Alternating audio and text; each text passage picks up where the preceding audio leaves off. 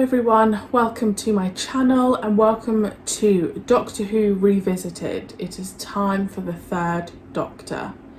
Now, for those of you that are new here, the third Doctor is my man. I love him to pieces. He was the Doctor that I fell in love with in the same way I fell in love with the 10th, and I just didn't think that would happen like with watching the classic era. I didn't think I would have like my Doctor, and I do. So this will be really interesting. I don't think I'll get emotional. However, I did go to Bewley like a week ago and I saw Bessie in real life and I cried. So if I can cry over a car, I might shed a tear. But because obviously like we haven't got Pertwee anymore, I don't know who they're going to talk to. I assume we're going to talk to Jo Grant. So yeah, I'll be interested to see what they cover. And also bearing in mind, I've not done rewatches. Like I've watched these episodes once and that's it. So when I did the second Doctor one of this, it really reminded me of how incredible the second Doctor's run was. So I hope that I watch this and still love the third Doctor as much as I do. So, let's go. What you get with the third Doctor is this rather imposing figure. The third Doctor arrived on Earth with a bang. He was trapped by his own people in the 1970s. But for the first time, Doctor Who was in colour. And John Pertwee's Doctor And I took really full advantage struggled of when this, it went into colour. dressing the part of a debonair adventurer. He was very debonair. He was in this beautiful ruffled shirt and the handkerchief sleeves that came out. He was so handsome, I thought. So handsome. You could almost touch the velvet that he was wearing and the ruched shirt. It was Tom Jones in drama. It was extraordinary.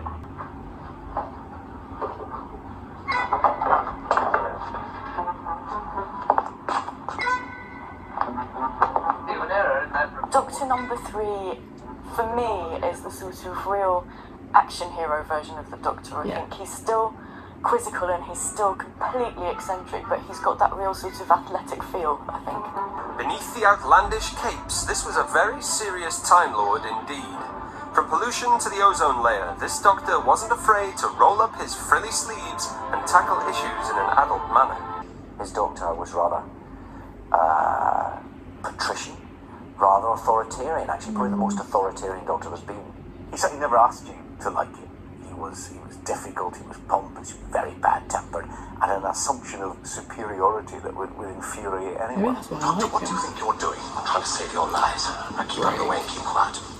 For even the Doctor had to get a job. The extraordinary thing when the third Doctor takes over is the backstory for the main character changes. We suddenly know that he's a Time Lord. The entire cast changes. Not one person is there who was in the previous episode. And the format changes. The third Doctor is exiled to Earth by the Time Lord we've only just met and set to work for a unit.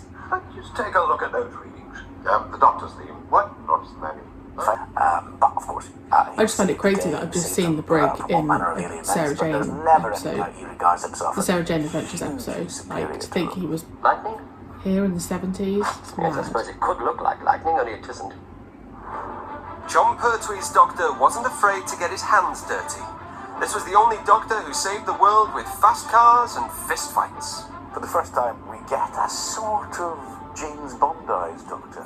Suddenly he's rather fashionable. He's dressed in a slightly cool way for the 70s. Doctor, which hadn't been there before, certainly in my memory, and that was very exciting.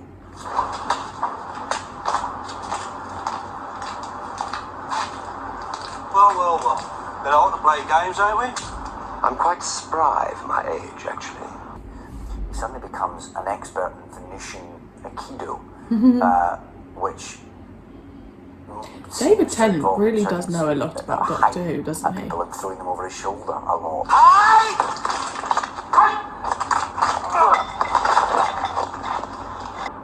This Doctor was more than a match for James Bond in terms of gadgets. Denied the use of a TARDIS, he still travelled in style, in everything from hovercraft to helicopters.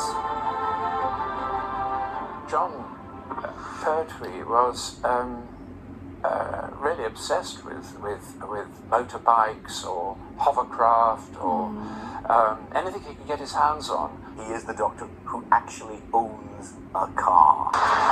Here we are, Doctor. Hold on, Sergeant. Take me to the airstrip. We'll spot it from the air. Anything that he could get his hands on to play with this version of the Doctor, he absolutely would. He's the Doctor for toys and technology. Get after him, Lethbridge, Stewart. I'll contact you by RT. Stuck on modern Earth, the third Doctor was more likely to wander the motorway than the Milky Way, and that meant they didn't always see eye to eye.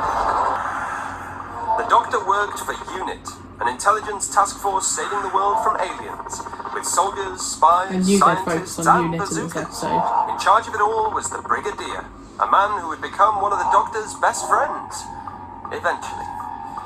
Suddenly you've got an ensemble of characters who are there every week. There was the Brigadier, the Sergeant, and the Captain. I was the Captain. He, for me, was this great authority figure who was sort of keeping the Doctor in his place, but you knew that the subversion and the drive of the Doctor would somehow always come through in the end.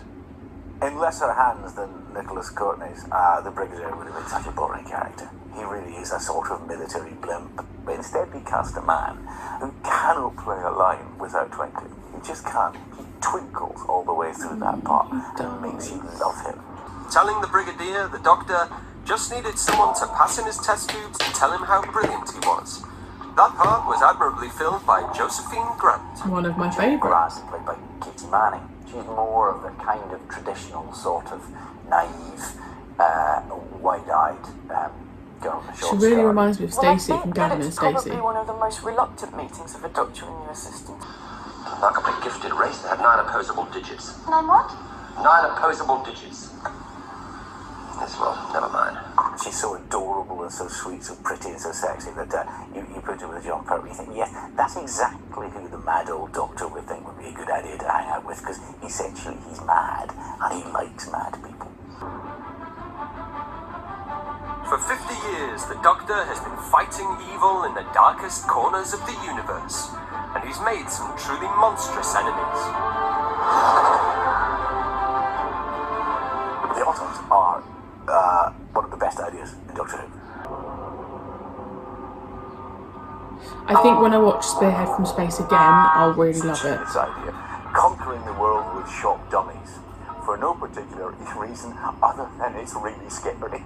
What was the plan exactly? We're going to conquer Earth by planting shop dummies in windows.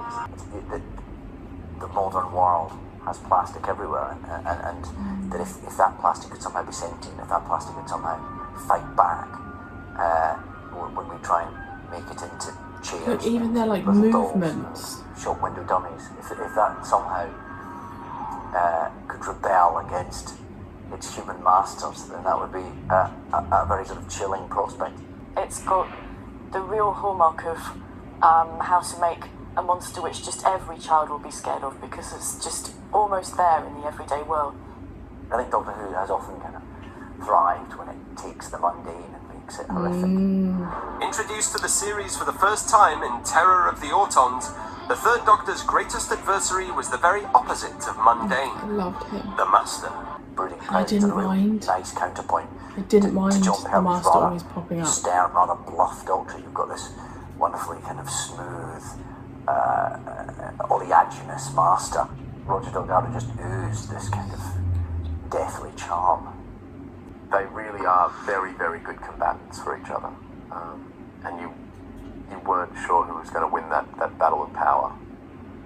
You start to wonder whether in a battle of wits, for the first time you actually don't quite know who's going to win, and I think that's the most terrifying thing, is that it's that battle that just keeps escalating. You see, Doctor, you're my intellectual equal. Almost. I have so few worthy opponents. I shall open a channel for them. We've distributed 450,000 of these daffodils. So when 450,000 people It's also fall because the dead, Master is the country will so be disrupted. And in the nicely confusion, dressed. He just looks like a gentleman, but actually he's evil. Now listen, mister. Get off my pitch while you're still safe. You insolent primitive. Oh, so you want the hard way, do you? Right. Master did do a bit of kind of hypnotic stuff. There would be a lot of sort of staring eyes, and people would fall under his thrall.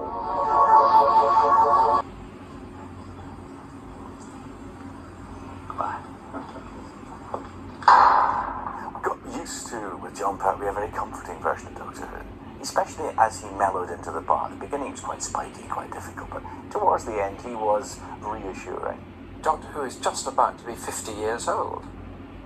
There isn't a person in Britain who doesn't know the word Doctor Who, doesn't know the word Dalek. John Pertwee was enormously popular and hugely loved. I think the show got sort of higher viewing figures than it had ever had up to that point during his time. Which for a show that by then was getting on for 10 years old was, that was quite unlikely. He really helped to reinvent it. He managed to take it in a very unexpected direction, and the viewing public responded to that hugely. Okay, so I knew that they would focus on Unit. Completely forgot that they would focus on the Master. Honestly, like, I remember the time in my life when I was watching this. I just remember everything about the Third Doctor, as in like where I was in my situation, and I just love the Third Doctor so much. It's interesting though, because with the Second Doctor's companions, I think, are the strongest throughout the whole classic Doctor Who run. I may feel differently once I go back through like the Fourth Doctor, Fifth Doctor, etc. But I think the Second Doctor has the strongest companions. You know, the Third Doctor had Liz, Jo, and then Sarah Jane for a little bit. Surprised they didn't mention Sarah Jane, but I assume with the Fourth Doctor they'll talk about her. I'm a little bit gutted they didn't have Katie Manning talking, because I love her. So the Third Doctor's companions are not the strongest run. Jo Grant is definitely top 5 companion for me. But it just got me thinking how every Doctor's reign brings something different in. And for the Third Doctor, not only is it Pertwee and his outfits, but it's Unit and the Master. Like, that is what makes his era so incredible. I'm so excited to do a rewatch. It's not going to be for a very long time because I'm going to be rewatching the new era. But I do think I will still love the Third Doctor as much. Those moments with the Third Doctor and Roger Delgado, and I think Stephen said there wasn't enough of those moments. Like, the real like combat moments were just gold for me. I absolutely loved those moments. The Autons, genius. And I think also it does get me thinking, like, obviously I've finished the 7th Doctor. Those of you on Patreon know I finished the 7th. I mean, you all know I finished him. Oh, I finished the 8th Doctor as well. Finished that as well. But when I got into the last series of the 7th Doctor, I don't want to give too many spoilers, with like Ghostlight and a couple of others, people were like, this is the best story. I just don't think some of the stories even come close to something like Terror of the Autons. They're just unmatched for me. Let me know your thoughts. But maybe that's just because I prefer the earlier period. I don't know. But yeah, I love him. He has my heart. I have pictures of him everywhere. He will probably forever be my favourite classic Doctor. I love him. Let me know your thoughts. Let me know your favourite thing about the Third Doctor period. And I will see you very soon for the 4th Doctor Revisited.